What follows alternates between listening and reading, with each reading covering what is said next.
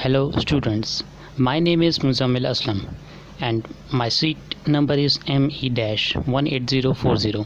In this session, I will discuss about the vibration controls in the cantilever beam and as well as I will discuss about what is the major reasons that the material will fail. So let's start this discussion. First of all, we have to understand the cantilever beam. It is just a simple beam whose one side is fixed and the other side is free. So, as you can see in this picture, that's a Tokumo bridge will fails during the collapse during the 1940. It was the classical example of resonance condition. Now, we have to understand the resonance condition. Basically, during 1940, the wind frequency, the loading frequency matched with the bridge frequency, natural frequency. So, as a result, infinite deformation will occur and the bridge collapsed. To avoid these situations or to overcome these situations, an engineer must have to find out the natural frequency of the material because the loading frequency is known. As well as an engineer, you must have to control the level of vibrations of your design. You have to satisfy your design that it will not fail. So that's why the natural frequency is very important. The role of natural frequency is very important. Now the question is very interesting, why we need to know about the natural frequency. So the answer is already discussed. Now we have to understand the frequency ratio and the amplitude. Then it's very easy to connect back to the natural frequency. But first you have to understand few cases which I have mentioned in this slide. The case one is already discussed in the real example, real scenario, in the Tokumo bridge, where the wind frequency or the bridge frequency matched, or as a result bridge collapse, a deformation will occur. But at the case 2, when we have an undamped condition, we got an infinite displacement that is dangerous for our design. And in the case 3, if we have an damping, then we can control the system. But the question is whether you have an external damping or what type of damping you have. The case 4 is clearly tells about the external damping, which is viscous damping, and by using this damping, by using this case, we can control our design. But the point is very important. We have the structure damping is just only 5%, which is very very less. That's why when when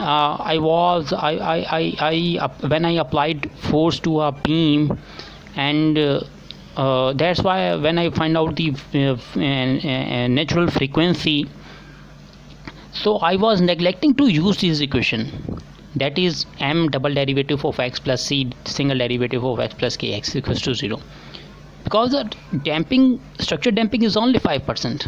So why we make our system complex, or makes a mathematical calculation too difficult. So that's why I was neglecting to use this equation. So basically what will happen in the background, when we apply a stress in the cantilever beam, obviously a displacement or the deformation will occur. So deformation is a separate domain, that's not my topic. And due to the stress, your material will vibrates, so you have to control the vibrations. There are several methods which will be discussed by another group member, but one of the method which is very important, very common, by changing or varying the natural frequency, we can alter our design properties, our geometrical properties, or change or control the level of vibrations.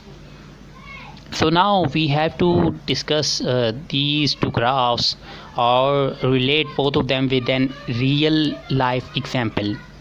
When the loading frequency by natural frequency trends towards 0, more to and the left side at the left sides. So now you assume that you are sitting on a chair, and every 5 minutes that your response is more like a static response, so that your static deformation, it is nothing but it is the stiffness of the spring that I have mentioned in this slide, as you can see. So now when the loading frequency is much higher, or you can say the higher than the natural frequency or natural response, so now the your response is much lower than the static response. And I hope you guys will understand this concept. But if someone suddenly applied load on your beam, then what will happen when obviously the loading frequency is much larger than the natural frequency, and you don't have to bother about it the dynamic conditions, because you know the dynamic response in that condition is much lower than the static response. So you can just do a linear static analysis for this type of response, and you can relate with the when the loading frequency ratio compared with the natural frequency is 2, then you just go for the linear static analysis. So now the that's all from my side, and the remaining part or correlate with both graphs with a real life example by another group member, Muhammad Kamran. So thank you.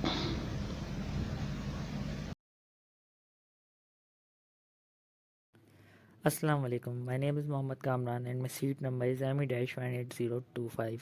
Now moving towards the presentation. A quantitative understanding of free springboard mechanics is necessary for drivers and even for coaches to improve their performance. The fulcrum position and the load position are two primary factors which influence the board movement. Hence, we have a 3D finite element model of a springboard, which consists the unidirectional constraint of the fulcrum. The dynamic properties of a springboard were analyzed with different fulcrum settings and load positions. The results showed that the board tip vertical displacement increased when the fulcrum was set near the end, and the board and fulcrum kept in contact when the external force was applied, but separated when the force was removed.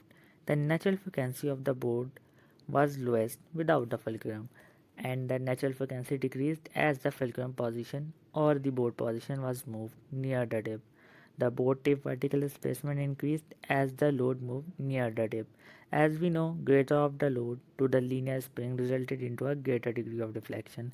From graph, it can be clearly seen that the critical damping lies at the bottom curve, hence the oscillator returns to the equilibrium position as quickly as possible. The findings provide a quantitative criteria for drivers and coaches to select the optimal fulcrum position to adjust the load point. One of the major reasons of vibration is damage of material. Like in airspace, when airspace achieve a maximum height due to drag, particles of airspace material vibrate because air molecules transfer his momentum and often damage the material and often damage of material occur, which is very different topic, but we have to discuss a little in terms of vibration point of view. Damage occurs due to wear and crack. Crack is a major problem in the vibration. So anybody which is under motion feels drag, and due to drag vibrations initiated. Hence it is necessary to understand the dynamics of the structure. Beams and beams like elements are used in many structures and mainly in aircraft wings, turbine blades and lightweight structures. Vibrations also occur due to misalignment, like in car when the shaft is assembled with a flange.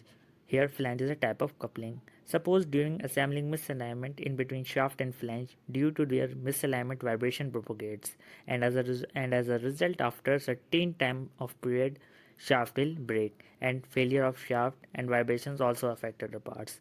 Vibration analysis is important design and the vibration analysis is important in design aspect like in cars and machines and etc. Vibration occurs due to instability of design, like in trains much greater sound is produced. As a result, train changes its track, and as a result accident will occur. Same in airspace wing, a much greater sound and vibration is produced, which causes airspace unstable. Vibration can be reduced by many methods, in which we have discussed the active vibration method, which is very prominent to reduce the level of vibration. Now, steps to reduce or minimize the vibration. Here we are discussing the active method. It also includes many types, many steps, and many types, in which we have discussed isolate the source or isolate the receiver, or by attaching shock absorbers, where shock absorber is a material which absorbs the shock. It may be a rubber or a cork or a spring or a damper or anything else which absorbs the shocks. Now first discussing the isolate the source or isolate the receiver.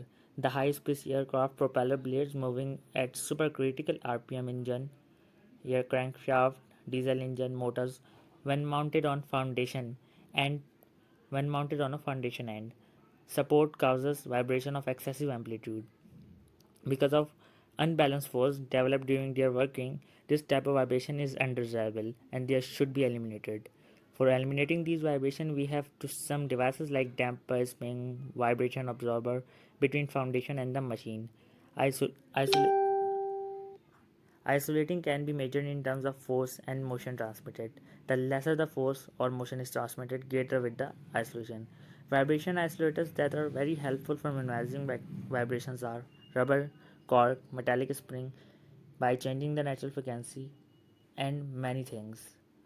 Here, this is all from my side. Thank you.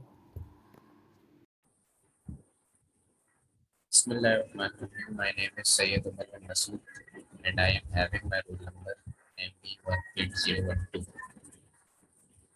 Now start with the topic active vibration method or vibration isolation.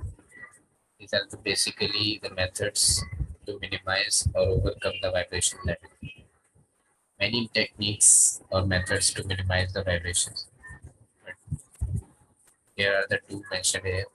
Isolate the source or isolating the receiver, or the attachment of absorbers, vibration controller like springs, dampers,